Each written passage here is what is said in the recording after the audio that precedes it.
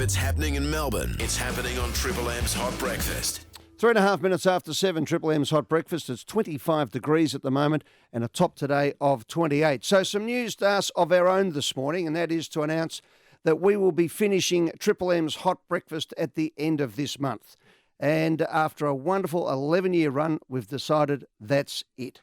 Now, this year has been particularly gruelling for everyone, and it's been an honour and a pleasure for us to be with Melbourne every step of the way. And to be able to broadcast at times 6 hours a day, on weekends and for extended shows, bringing the latest information, breaking the big stories, bringing the greatest experts to the table, the various points of view, in one of the most serious times in the history of our country, has made this the most important year in our show's history and appropriate time to finish things.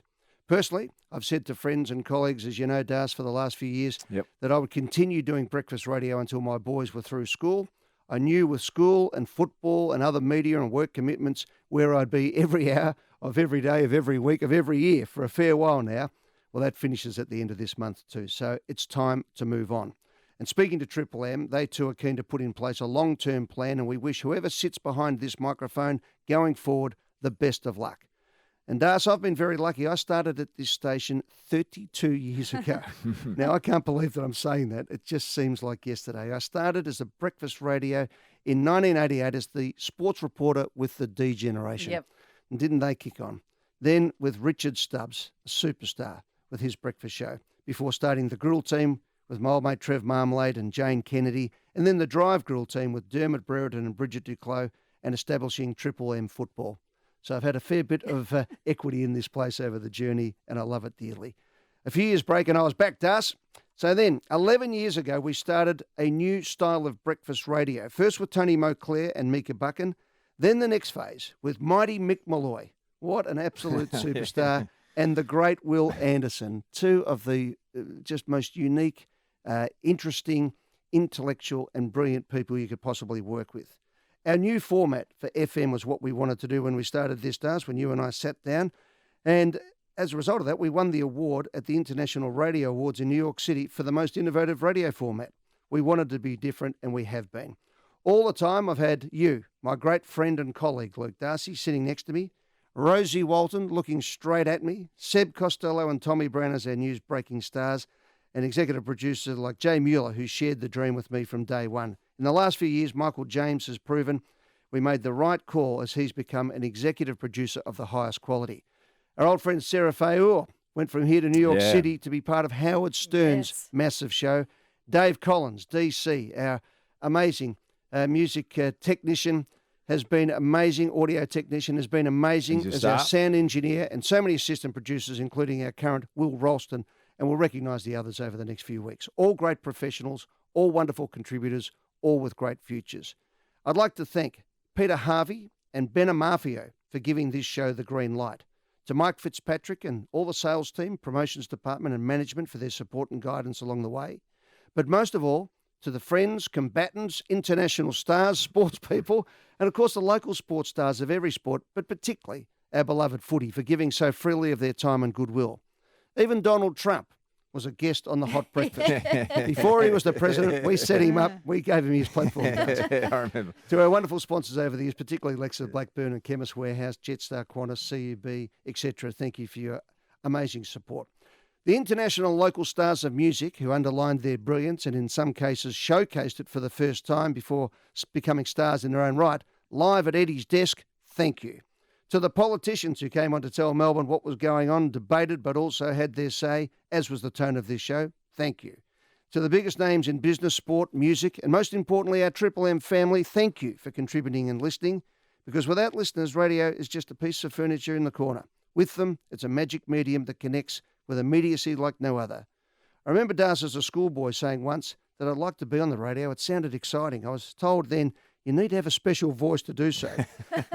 I heard Darren Hinch a couple of weeks later and realised, no, you needed to have something to say, news to break and a connection with your fellow person.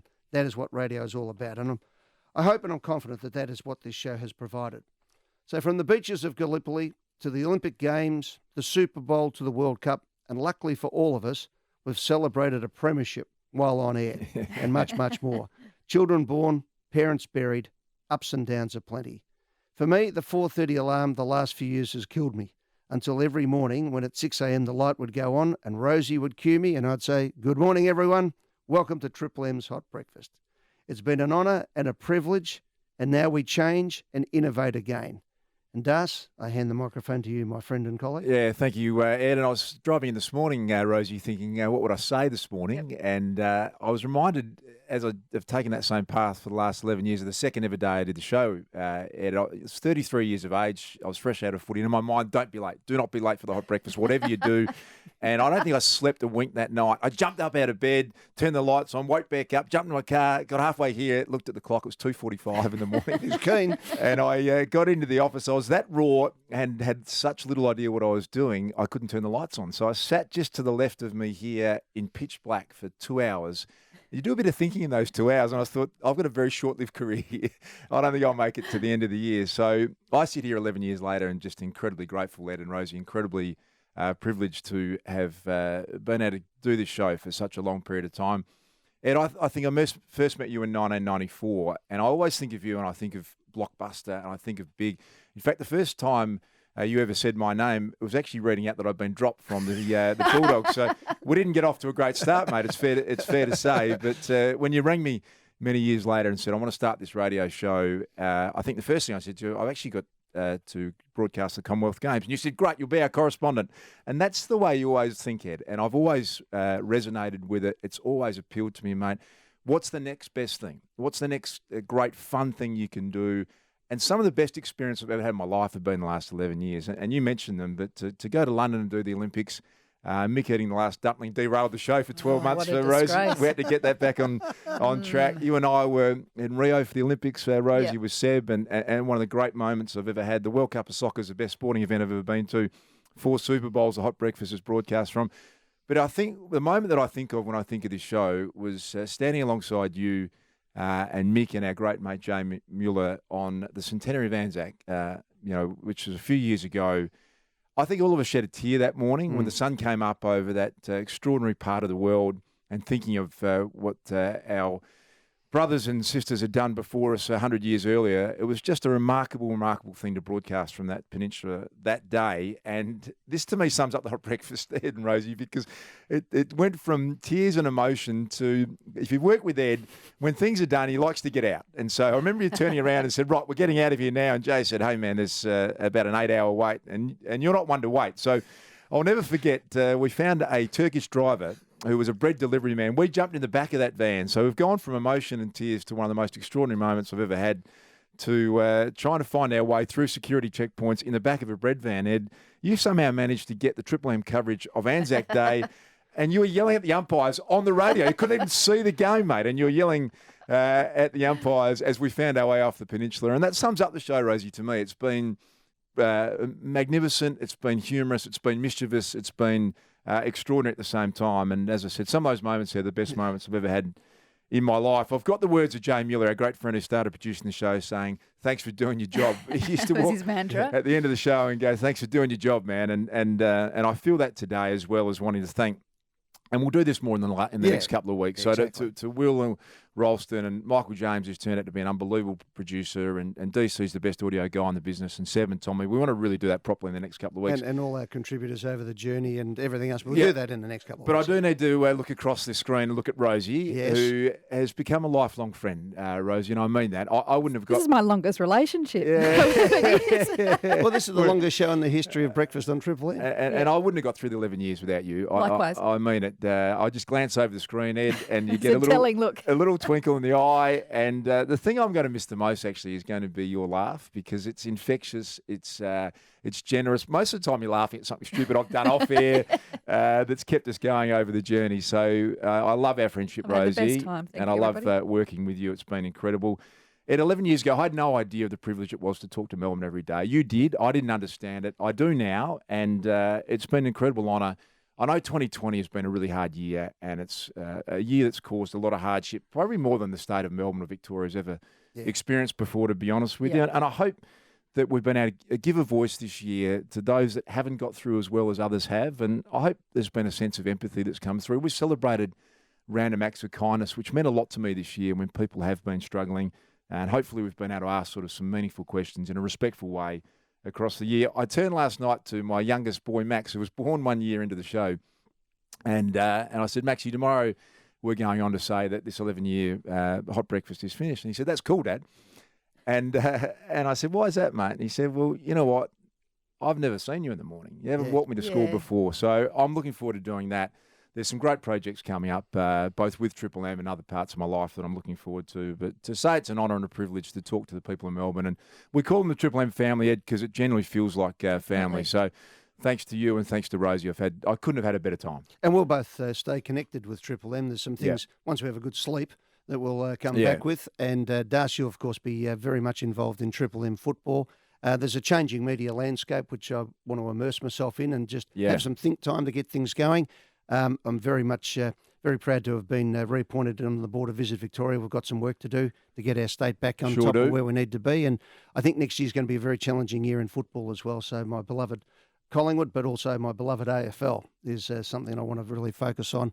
And other projects, as they say. But seriously, it is other projects. Yeah. But it was funny, I must admit, Darcy, yesterday, dropping off Xander, as you said, we haven't dropped him off at school. And that's no big deal. My dad didn't drop me off at school either. He went to work. That's what you're supposed to do. Yeah, exactly. I'm a bit old-fashioned in that regard. Yeah, well, that's right. Mind you, I was a bit superfluous to yesterday's dropping off anyway. Like hearing that you were sitting in the back and being told what to do. Shut up. It was what I got told very much. But I did realise yesterday that, there is a time and there is a season, and this is the time for us. And 11 years is a long time. We were the most, as I said, there was all about innovation when we started. 11 years, now we'll do something different. But Ed, when you actually do something like this, you see families grow up. And I said it to you yesterday. I mean, Joe and Xander are two of the most incredible young men you'll ever meet. And Carla's just a spectacular person. And to get to know your family over the journey, and Rosie, your extended family. The first person I rang when Dad passed away was Rosie, because I needed to speak to her dad. So you see it all, don't you? 11 years is a long part of your life, and it's been, as I said, an incredible honour to share it with both of you. Yeah, well, Beck, good luck.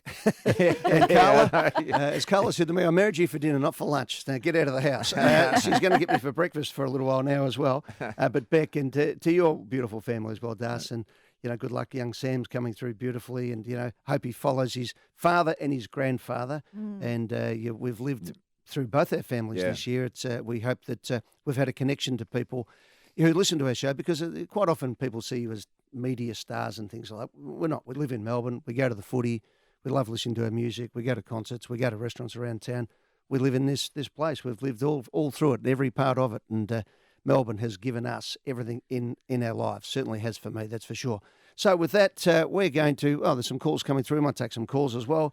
But I'd like to finish up this last month, as we always do, by breaking big stories, having a laugh, listening to great music right here on Triple M's Hot Breakfast.